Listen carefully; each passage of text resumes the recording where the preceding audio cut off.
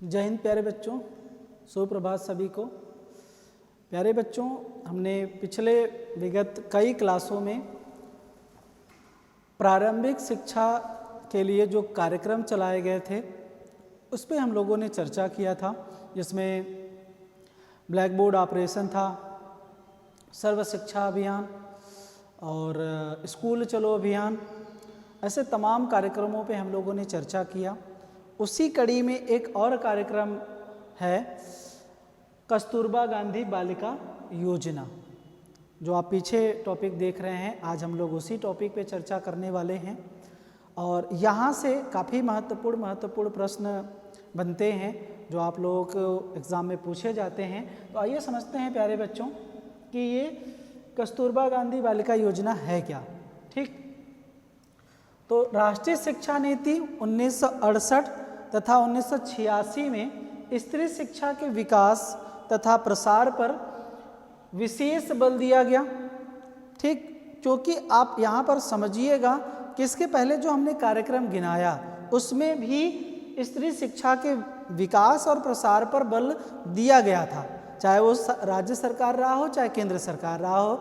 अगर आप देखेंगे तो 9वीं पंचवर्षीय योजना के अंतर्गत भी बात किया गया था, जिसमें केंद्र का अलग एक व्यय था और राज्य सरकार एक अलग तरीके से व्यय कर रहा था। दोनों आपस में सामंजस्य करके 85% वो व्यय कर रहा था केंद्र और 15% राज्य व्यय कर रहा था, जिससे कि जो अनुसूचित जातियां हैं, अनुसूचित जनजातियां हैं, जो पिछड़े वर्ग से स्त्री या महिलाएं हैं, उनकी शिक्षा नहीं हो पा रही है, उनके लिए कहीं ना कहीं बात किया गया था, लेकिन वो विस्तार या वो गति प्रदान नहीं हुआ जितना होना चाहिए था। ठीक है, तो इसलिए विशेष बल दिया गया इन शिक्षा नीतियों में। फलस्वरूप भारत सरकार ने भी इस ओर अपने प्रसार तेज कर दिए। 10वीं पंचवर्षीय, हमने 9वीं की बात किया था ना, अब यहाँ पे 10वीं पंचवर्षीय योजना में प्राथमिक स्कूलों में लड़कियों के प्रवेश पर विशेष ध्यान दिया गया, क्योंकि लड़कियों का आप देखेंगे प्राथमिक विद्यालयों में अभी भी नामांकन का जो स्तर है वो बहुत कम था। अगर नामांकन बहुत सारे लोग ले भी लेते थे बालिकाएं, तो वो विद्यालय से ड्रॉप आउट हो जाते थे, टिक नहीं पाते थे। तो विद्यालय में रहें, नाम लिखाएं तो कम से कम पढ़ें, किसी भी कारण से वो ड्रॉप आउट हो जाते थे। ये भी संख्या बहुत ज़्यादा देखने को मिलता था। तो इसलिए क्या किया गया, इस पर विशेष ध्यान दिया गया। सरकार के सामने ग्रामीण, पिछड़ा वर्ग, दुर्गम क्षेत्रों में रहने वाले जो अनुसूचित जाति थी या फिर जनजाति तथा अल्पसंख्यकों की बालिकाओं के लिए प्राथमिक शिक्षा को सर्वसुलभ व्यवस्था कराने का प्रश्न आता है। ठीक है, सरकार के सामने क्या है, जो ग्रामीण हैं, जो अल्पसंख्यक हैं, जो पिछड़े हैं, जो बहुत दूर दराज क्षेत्रों में बालिकाएं रहती हैं, उन बालिकाओं के लिए क्या किया गया कि जो शिक्षा से आज भी दूर हैं, उनके लिए आज भी शिक्षा सर्वसुलभ नहीं है, तो उनके लिए क्या किया गया है भाई, व्यवस्था करने की बात आती है। तो इसके लिए सरकार ने क्या किया, जुलाई 2004, इसको विशेष रूप से ध्यान रखिएगा कि कब ये आया था, तो जुलाई 2004 में सरकार ने क्या किया, कस्तूरबा गांधी बालिका विद्यालय योजना का प्रारंभ करता है।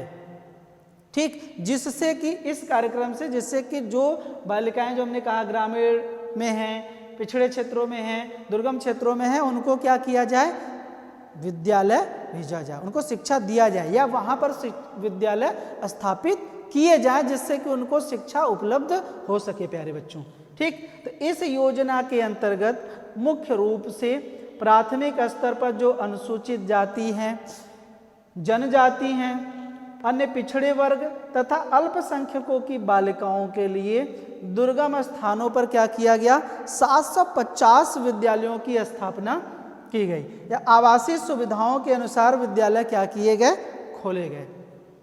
भारत सरकार वर्तमान समय में 2180 विद्यालयों की स्थापना किया गया।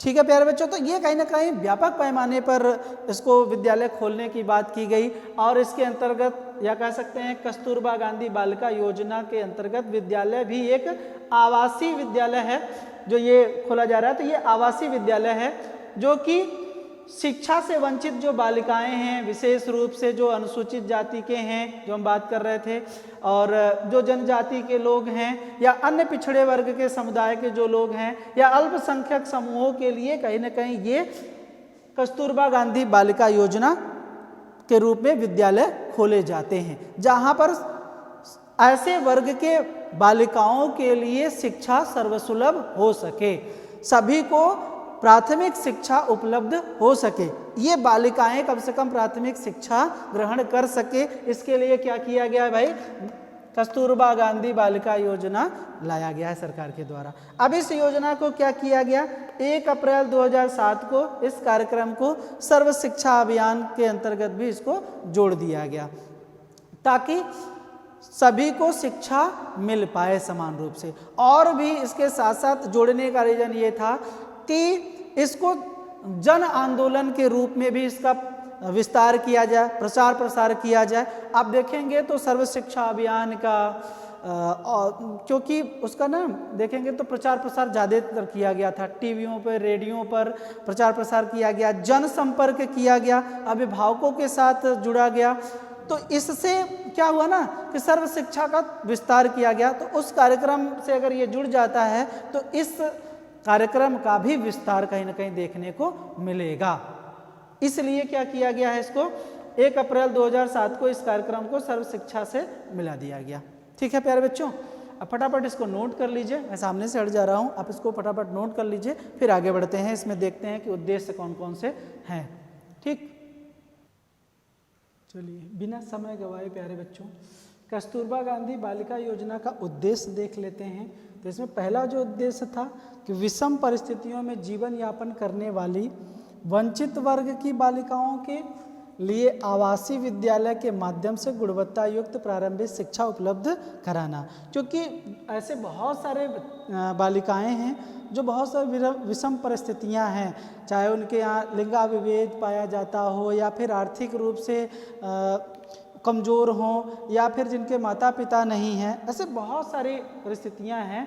उन परिस्थितियों से कहीं ना कहीं या परिस्थितियों के कारण वो बच्चियां जो हैं वो शिक्षा प्रारंभिक शिक्षा ग्रहण नहीं कर पा रही हैं। तो उनको क्या करना, आवासीय विद्यालय के माध्यम से, जो कस्तूरबा गांधी आवासीय विद्यालय है उनके माध्यम से गुणवत्ता युक्त प्रारंभिक शिक्षा उनको उपलब्ध कराना। ठीक, ये उद्देश्य पहला था। दूसरा जो उद्देश्य है कि माता पिता या अभिभावकों को प्रेरित करना जिससे कि बालिकाओं को कस्तूरबा गांधी आवासीय बालिका योजना विद्यालय में भेजा जा सके। क्योंकि बहुत सारे ऐसे अभिभावक हैं जो कि अपनी लड़कियों को असुविधा महसूस करते हैं विद्यालय भेजने में। उनको लगता है कि दूर दराज विद्यालय है या फिर ये पढ़ लिख करके क्या करेंगी, इनको पढ़ा लिखा करके हम क्या करेंगे, तो दूसरे घर जाने वाली हैं, ऐसी कहीं ना कहीं सोच रखते हैं अभिभावक। तो इसे उन अभिभावकों को क्या करना है, प्रेरित करना है जिससे कि बालिकाओं को कस्तूरबा गांधी आवासीय बालिका योजना के अंतर्गत उनका नामांकन कराएं वो। ठीक है।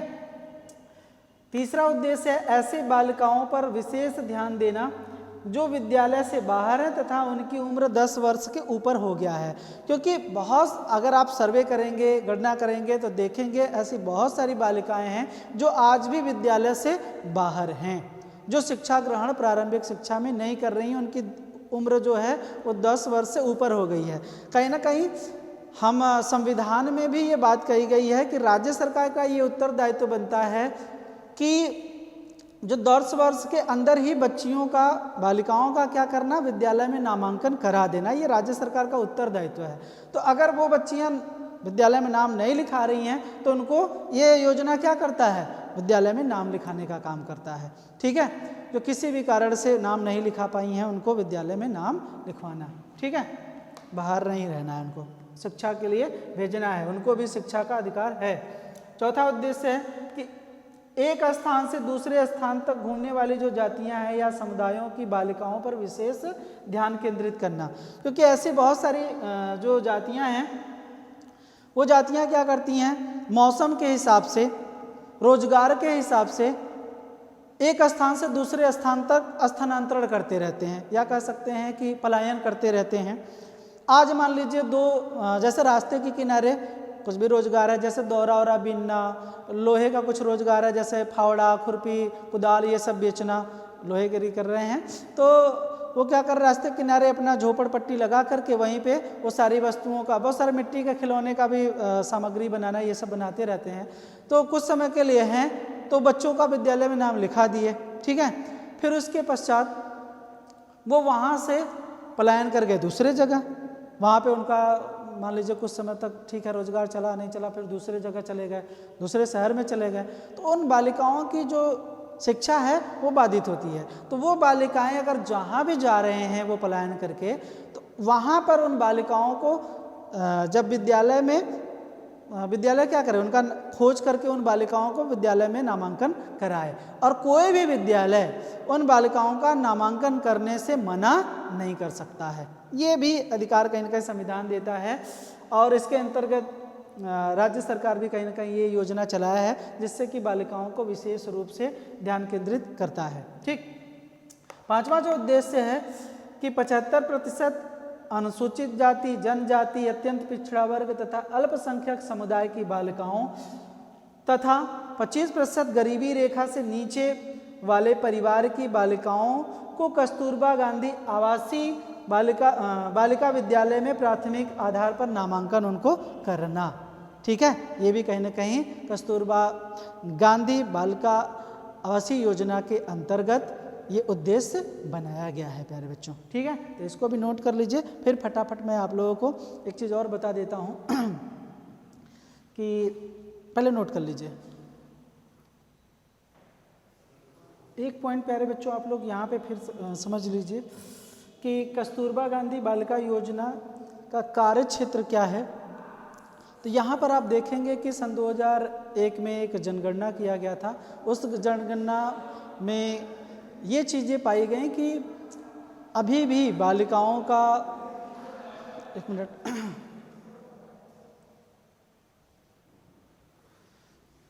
बालिकाओं का आप देखेंगे ना, तो जो साक्षरता का स्तर है वो काफ़ी पिछड़ा पाएंगे। और ऐसे आपको देखेंगे तो जो ग्रामीण इलाके हैं, या फिर जो जनजातियां हैं, या फिर अन्य पिछड़ा वर्ग है, या सुविधाओं से जो पिछड़े वर्ग के लोग हैं, उनमें बालिकाओं की जो साक्षरता का स्तर है वो काफ़ी नीचे देखने को मिलता है, ठीक है। तो ऐसे कार्य क्षेत्र कौन कौन से हैं, ये अगर देखेंगे तो जिन क्षेत्रों के लिए आप देखेंगे तो वहाँ पे जो अनुसूचित जातियाँ हैं, जनजातियाँ हैं, या फिर सुविधाओं से पिछड़े, या फिर कह सकते हैं कि जो अल्पसंख्यक लोग हैं, पिछड़े वर्ग के लोग हैं, जो बालिकाएं स्कूल में प्रवेश नहीं ले सकी हैं, उनके लिए क्या करना, कस्तूरबा गांधी बालिका आवासीय योजना के अंतर्गत विद्यालय खोले जाएं, ठीक है। दूसरी चीज, ये कार्यक्षेत्र निर्धारित किया गया कि जिन क्षेत्रों में लड़कियों के साक्षरता प्रतिशत बहुत कम है, वहाँ पर भी कस्तूरबा गांधी बालिका आवासीय विद्यालय खोलने की बात की गई है इस कार्यक्षेत्र के अंतर्गत। तीसरा जो कार्यक्षेत्र था इसके अंतर्गत, उन क्षेत्रों में विद्यालय खोले जाए जहाँ पर ऐसे लोग या वर्ग के कह सकते हैं लोग जो एक स्थान से दूसरे स्थान पर पलायन करते हैं। तो जब पलायन करते हैं तो ऐसे स्थानों पर जाकर के अपने आप को स्थापित करते हैं या निवास करते हैं जहाँ पर विद्यालय नहीं है। तो वहाँ पर भी क्या किया जाए, कस्तूरबा गांधी आवासीय विद्यालय खोलने की बात कही जा रही है, ठीक है। और ऐसे भी स्थानों पर विद्यालय खोले जाए जहाँ पर दूर दराज है, जहाँ पर बिल्कुल भी बालिकाओं के लिए शिक्षा की व्यवस्था नहीं है, ऐसे क्षेत्रों को भी चिन्हित करके वहाँ पर ये विद्यालय खोले जाए। अगर देखा जाए सरकारी आंकड़ों के अनुसार सन 2000 आप देखेंगे 14-15 में, ठीक है,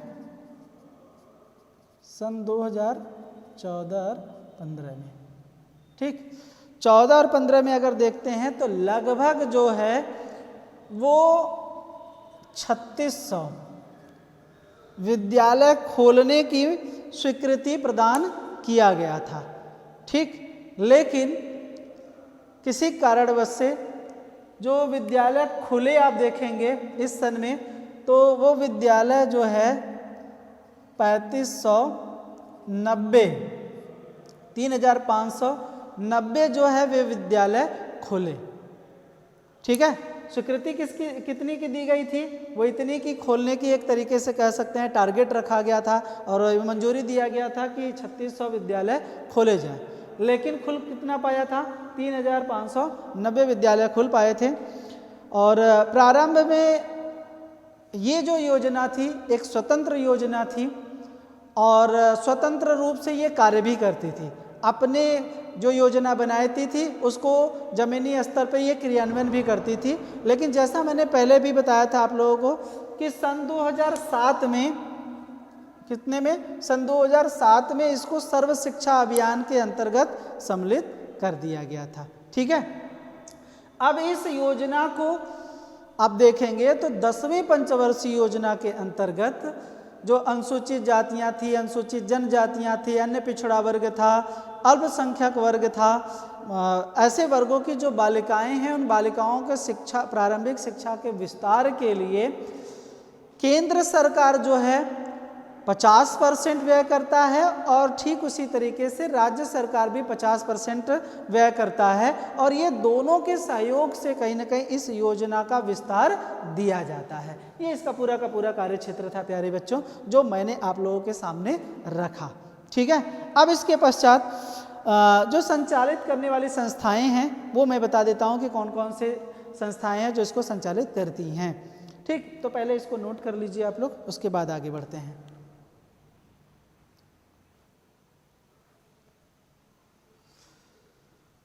तो प्यारे बच्चों, मोटे मोटे तौर पर इसको भी जान लीजिए आप लोग। यहाँ से कभी कभी का प्रश्न पूछ लेता है कि कस्तूरबा गांधी बालिका विद्यालय को संचालित करने वाली कौन कौन सी संस्थाएं होती हैं। तो उन संस्थाओं में जो नाम आता है जिला स्तरीय समिति, जिसके अंतर्गत डायट होता है।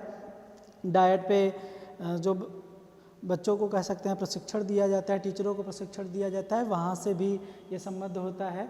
और DPO ये भी है जो कि यहाँ से ये विद्यालय वहीं से संचालित किए जाते हैं।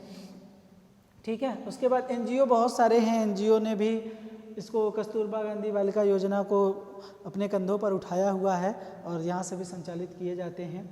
उसके बाद महिला समाख्या है, जो मैंने एक बहुत बड़ा व्याख्या लिया था वहाँ पर, महिला समाख्या, तो ये भी एक NGO के थ्रू ही है, कह सकते हैं। ये NGO नहीं है, एक योजना है प्राथमिक स्तर पे जो चला था महिला समाख्या, तो इसके अंतर्गत भी ये संचालित की जाती हैं। तो ये संस्थाएं हैं जो क्या करता है, कस्तूरबा गांधी बालिका योजना को चलाता है। ठीक है प्यारे बच्चों, अब इसके अनुसार अगर आप एक चीज़ और समझ लीजिएगा, ये जो योजनाएँ जो होती हैं इसके अंतर्गत जो चलाई जाती हैं कस्तूरबा गांधी बालिका आवासीय योजना, तो इसके अंतर्गत आप देखेंगे ना, तो जो DM होता है वो अध्यक्ष होता है। ठीक है इसका, और क्योंकि DM ही क्या होता है, इसकी छुट्टी कब होगी, शीतलहरी का, गर्मी का पूरा दिशा निर्देश या गाइडलाइंस जो होता है वो पूरा का पूरा DM ही देता है। मध्याह्न भोजन, ये सारी चीज़ें मतलब जो भी होता है उसको रिपोर्ट भी DM को लोग पहुंचाते हैं और समय समय पर DM भी अपने अधिकारियों के साथ कहीं ना कहीं विद्यालय का निरीक्षण कार्य करता है। तो इसका अध्यक्ष जो होता है वो DM होता है। ठीक है, और उसके बाद CDO जो होता है इसका उपाध्यक्ष होता है और ये भी जांच करता है, समय समय पर इसकी गुणवत्ता की जो जांच की जाती है। और इसके साथ साथ देखेंगे तो सदस्य के रूप में अगर आप देखते हैं यहाँ पर प्यारे बच्चों, तो डायट का जो प्राचार्य होता है ना वो भी इसका सदस्य होता है, और BCA जो होते हैं वो भी इसके सदस्य होते हैं, और उसके साथ जिला कार्यक्रम जो अधिकारी होते हैं वो भी इसके सदस्य के रूप में होते हैं, काम करते हैं।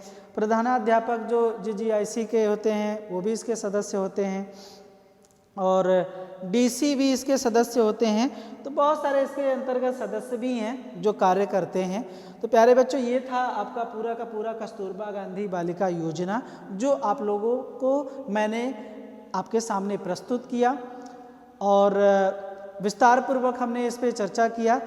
और मेरे ख्याल से मैंने कुछ पॉइंट्स नहीं छोड़े जो मूलतः यहाँ से प्रश्न बनते हैं कि किस सन में ये आया था, इसको स्वीकृति किस सन में दिया गया था, इसका मूलतः उद्देश्य क्या है, कार्यक्षेत्र क्या है और किस योजना के अंतर्गत ये आया था और इसमें कितना केंद्र सरकार का रोल होता है और कितना राज्य सरकार का होता है और किनके लिए ये योजना ज़्यादातर लाभकारी होता है या बनाया गया था।